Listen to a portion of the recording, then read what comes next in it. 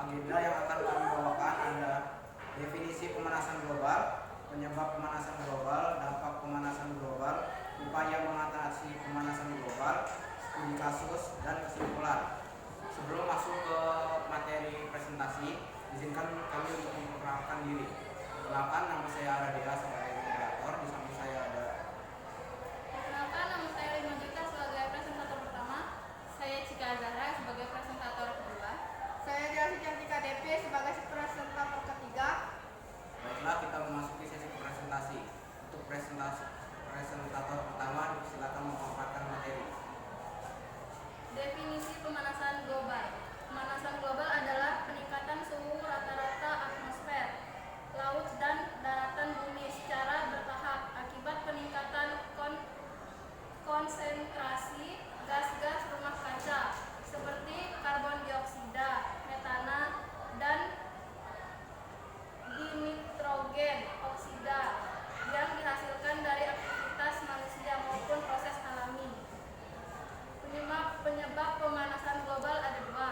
Yang pertama, faktor aktivitas manusia. Pemanasan global yang disebabkan oleh manusia terjadi akibat berbagai aktivitas yang menghasilkan gas rumah kaca. Di antaranya pembakaran bahan bakar fosil seperti minyak, batu bara, dan gas. Deforestasi atau penebangan pohon, kerusakan dan pembakaran hutan, penggunaan aset secara berlebihan, polusi udara akibat asap industri, pabrik, polusi sampah plastik yang tidak dapat didaur ulang, boros penggunaan listrik industri peternakan. Yang kedua, faktor alami. Beberapa faktor alami yang menyebabkan pemanasan global adalah aktivitas matahari, erupsi gunung berapi, perubahan orbit bumi, gundukan derajat, penyerapan CO2 oleh tanaman. Baiklah, untuk presentator kedua, silakan memaparkan materi. Dampak pemanasan global bagi kehidupan. Yang pertama, kebakaran hutan, kedua, mencairnya kutub es, ketiga, terjadi wabah penyakit, dan keempat, kabut asap.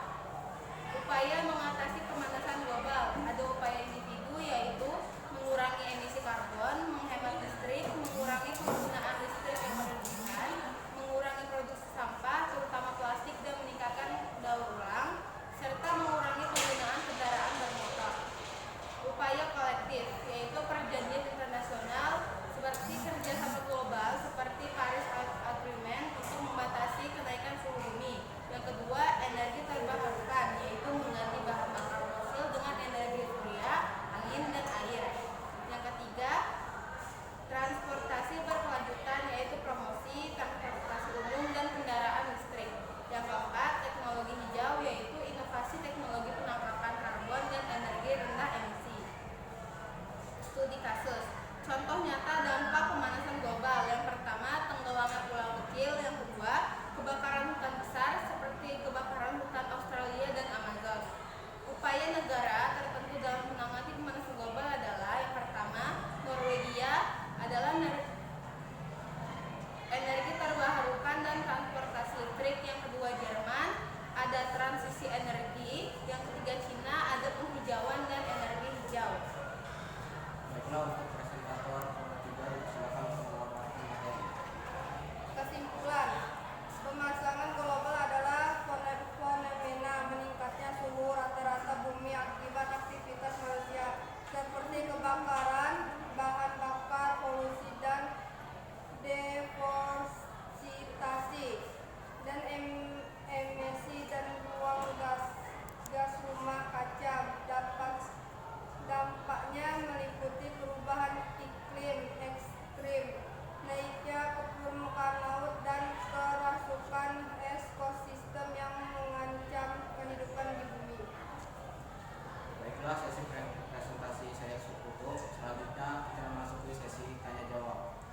Memperkenalkan diri, nama saya Alfavia dari kelompok 5. Izin bertanya, kenapa pengundukan raya menjadi faktor alami dari pemanasan global. Izin memperkenalkan diri, nama saya Nesya Wandari dari kelompok 4. Pertanyaannya, apa dampak pemanasan global pada pertanian? Izinkan saya menjawab pertanyaan dari kelompok 5, yaitu Aftafifia. Kenapa pembentukan rayap menjadi faktor alami dari pemanasan global? Jawabannya karena aktivitas rayap, yaitu metabolisme rayap yang menghasilkan zat rumah kaca seperti metana dan karbon dioksida. Baik, izinkan saya menjawab pertanyaan dari Nesya Wulandari kelompok 4. Pertanyaannya, apa dampak pemanasan global bagi pertanian? Yaitu menurunnya kualitas, kesuburan, dan daya dukung lahan. Juga menyebabkan produktivitas hasil pertanian juga ikut menurun. Begitu juga dengan ketersediaan air yang semakin terbatas dan kualitasnya pun yang semakin menurun, juga menjadi penyebab terus anjloknya produksi pertanian. Sekian presentasi dari kami. Jika ada salah kata kami mohon maaf. Kami akhiri. Wassalamualaikum.